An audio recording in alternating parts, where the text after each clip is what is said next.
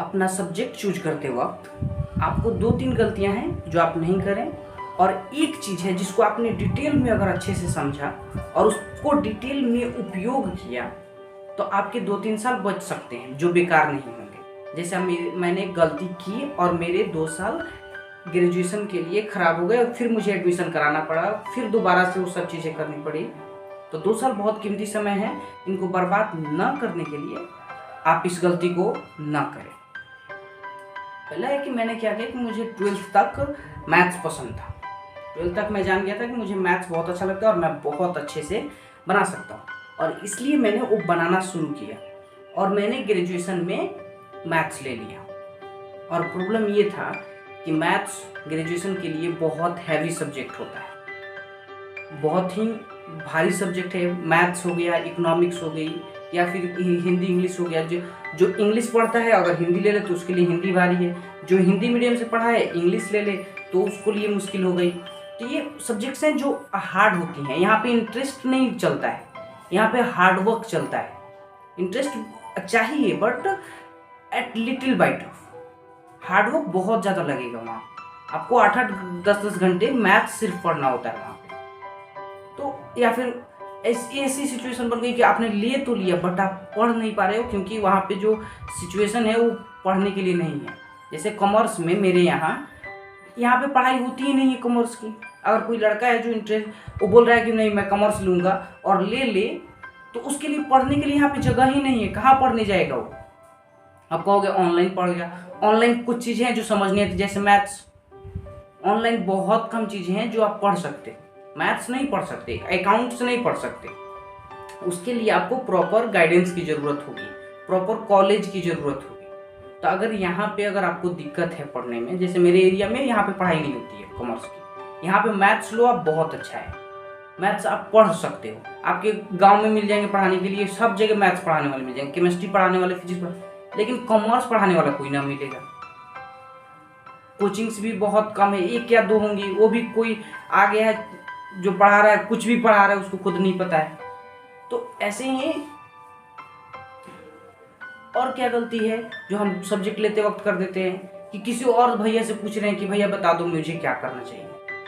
उससे क्यों पूछ रहे हो? उससे ये पूछो अपने भैया से कि भैया आपने कौन सा सब्जेक्ट लिया, आपको क्या प्रॉब्लम हुई, कैसे आपने किया, कैसे आपने इतना मार्क्स लाए ग्रेजुएशन में या फिर 12th में। उनसे ये चीज़ को, उनकी स्टोरी को समझो और उनकी स्टोरी से कुछ अपने लिए सीखो कि अरे बाप रे बाप, मैथ्स लेना मेरे लिए बस की बात नहीं है, ये तो बहुत बोल रहे हैं कि बहुत हार्ड है। तो वो उससे क्या होगा कि उनकी स्टोरी सुनी, फिर 2-4 और भैया लोगों की बातें सुनी, तो उससे क्या होगा कि आपका माइंड कंफ्यूज हो जाएगा, और कंफ्यूजन से ही क्लैरिटी तक पहुंचा जाता है, सही आंसर तक पहुंचोगे। तो उनसे सीखो, बट उनसे ये मत पूछो कि मुझे क्या करना चाहिए, उनसे ये पूछो कि आपने क्या किया है। तब जाके आपको रियल जो बात होगी वो समझ में आएगी। जैसे इंग्लिश के लिए मैंने एक दोस्त से पूछा कि इंग्लिश लेना कैसा है, बोलता है कि अच्छा है, स्कोप अच्छा है उसका, बट उसमें प्रॉब्लम है कि बहुत मेहनत करना पड़ता है, क्योंकि हम लोग हिंदी मीडियम से पढ़े हुए हैं, बहुत ज़्यादा मेहनत करना पड़ेगा। तो उसने एक पॉइंट दिया ना, उसी तरह से हर जगह से बात करोगे तो एक ना एक पॉइंट आपको मिलेगा। कोई भी सब्जेक्ट लेने से पहले ये देखो कि मैं इसको पढ़ूंगा कैसे। मैथ्स ले रहे हो, उसकी सिचुएशन है पढ़ने के लिए, उसके जो चैलेंजेज हैं उसमें जो चैलेंज आएंगे वो क्या मैं फुलफिल कर सकता हूँ।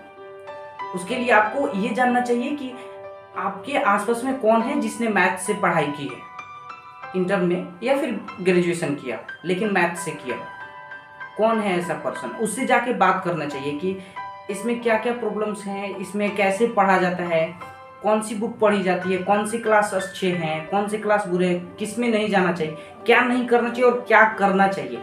वो आपको आंसर देगा। आपके गांव के बगल में भैया जो है आर्ट से पढ़े वाले, वो नहीं बताएंगे। अगर आपको हिस्ट्री से पढ़ना है तो फिर जाके हिस्ट्री वालों से बात, आर्ट्स वालों से बात करो। मैथ्स वाला आपको नहीं बताएगा, उसको नहीं पता है कि उसमें क्या होता है।